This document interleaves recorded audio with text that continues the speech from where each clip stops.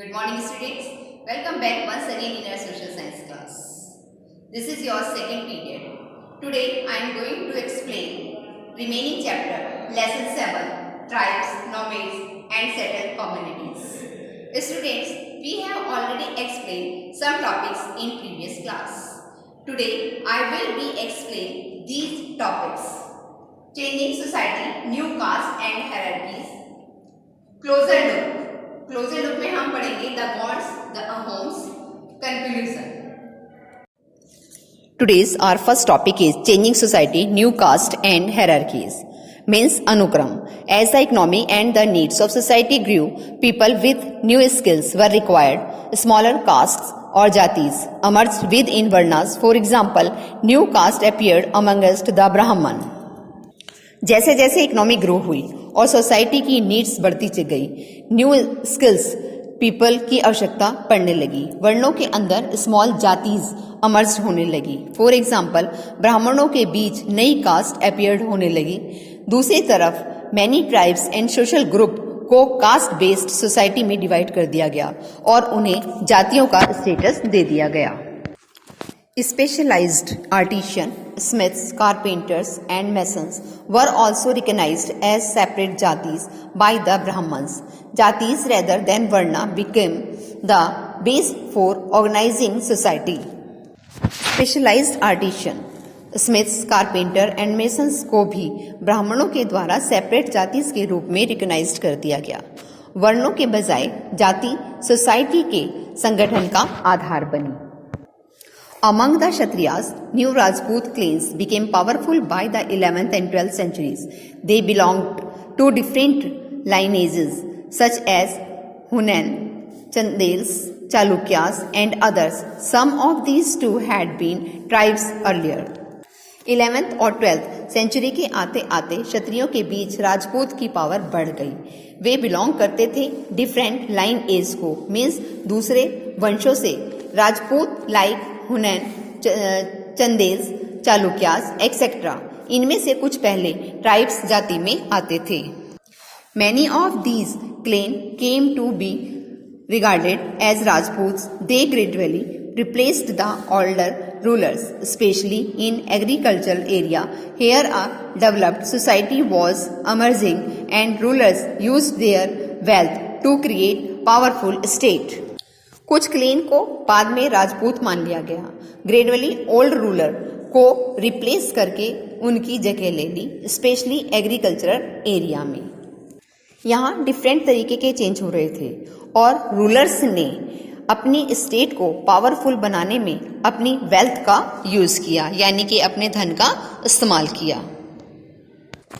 The rise of Rajput clans to the position of the rulers set an example for the tribal people to follow.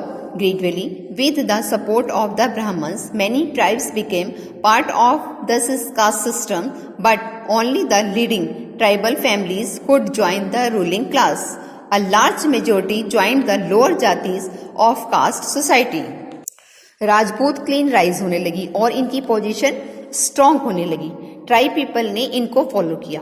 ब्राह्मणों की support से कई tribals caste system का part बन गए, but केवल main tribals families ही ruling class में शामिल हो पाई.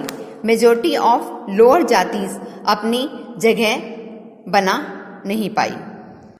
On the other hand, many dominant tribes of Punjab, Sindh and the northwest frontier had adopted Islam quite early. They continued to reject the caste system, the unequal society order prescribed by Orthodox Hinduism was not widely accepted in these areas. दूसरी तरफ पंजाब, सिंध और north west के tribes ने काफी पहले ही इस्लाम को अपना लिया था. वे कास्ट सिस्टम को कंटिन्यू रिजेक्ट कर रहे थे. हिंदुइज्म में अनइक्वल सोसाइटी को एक्सेप्ट नहीं किया. और नेक्स्ट टॉपिक आ रहा है अ क्लोजर लुक. क्लोजर लुक में हम पढ़ेंगे the Gonds. The Gonds lived in a vast forested region called Gondwana or country inhabited by Gonds. They practiced shifting cultivation. The large Gonds tribe was further divided into many smaller clans. Each clan had its own raja or rai. Gonds people forested region में रहते थे जिसे गोंडवाना कहा जाता था, या वो country जहां पर गौंड्स रहते थे। ये प्लेस चेंज करके खेती करते थे। लार्ज ट्राइब स्मॉलर क्लेन में डिवाइड थी। एवरी क्लेन में उनका अपना राजा या राय होता था। About the time that the power of the Delhi Sultans was declined, a few large Gond kingdoms were beginning to dominate the smaller Gond chief. The Akbarnama, a history of Akbar's region, mentioned the Gond kingdom of Grahakatanga that had 70,000 villages. जिस समय दिल्ली सुल्तान की power कम हो रही थी, उसी समय कुछ large Gond kingdoms small Gond chief पर हावी हो रहे थे।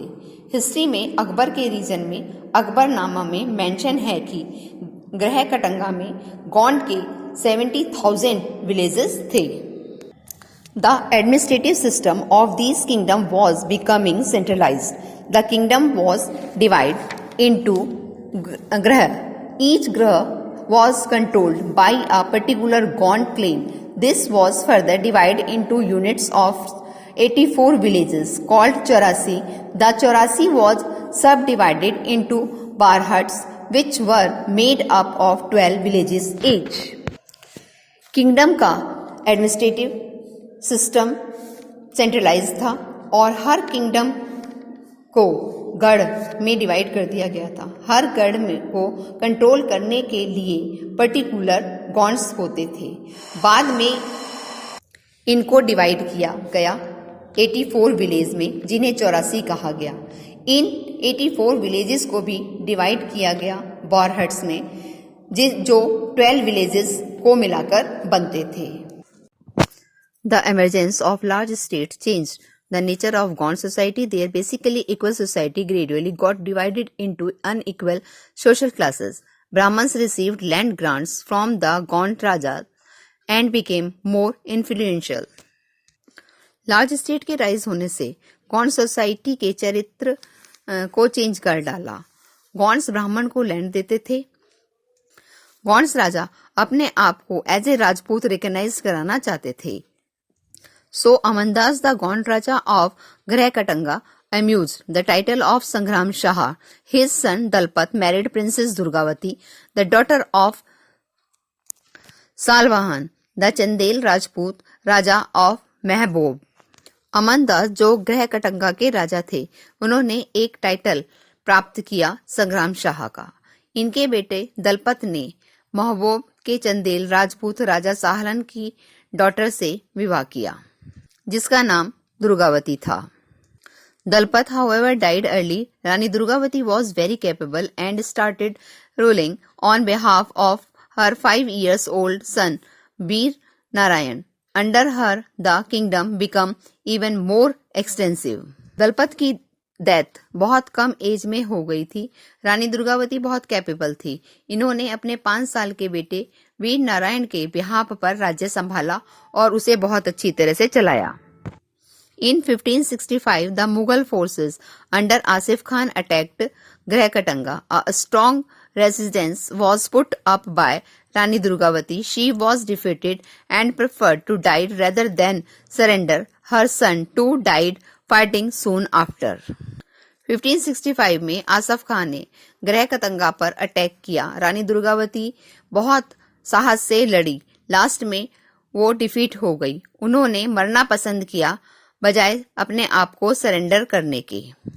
फाइटिंग करते हुए उसके बेटे की भी डेथ हो गई थी। Garhakatanga was a rich state. Its earn much wealth by trapping and exporting wild animals to other kingdoms. When the Mughals defeated the Gonds, they captured a huge booty of precious coins and elephants. ग्रहकटंगा एक बहुत rich state थी। इस states में हाथी को capture कर दूसरे kingdoms को बेचा जाता था। इससे इनके पास बहुत सारी वेल्थ इकट्ठी हो गई थी। जब मुगल ने गॉन्ड्स को डिफीट किया तो उन्होंने ये सब धन और प्रीशियस कॉइन्स और एलिफेंट्स को भी उनसे लूट लिया था। They annexed part of the kingdom and granted the rest to Chandra Shah, an uncle of Bir Narayan. Despite of fall of Grahakatanga, the Gond kingdoms survived for some time. However, they became much weaker and later struggled unsuccessfully against the stronger Bundels and Marathas. उन्होंने जीते हुए state का कुछ part अपने पास रखा और बाकी का वीर नारायण के चाचा चंद्र शाह को दे दिया। धीरे धीरे इनकी किंगडम वीक होती गई और बुंदेल्स और मराठा स्ट्रांग होते चले गए।